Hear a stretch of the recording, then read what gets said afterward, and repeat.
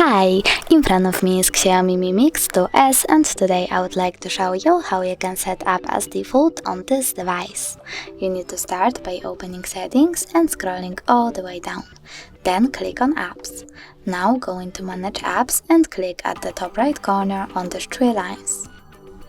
Over here, click on default apps, and for example, in order to set your browser as default, go into browser over here and tap on one of the browsers. I will go with Opera. Then when I go back, I can see that my browser was successfully set up as default. Thanks so much for watching. If you enjoyed this video, don't forget to leave a like, comment and subscribe. Bye!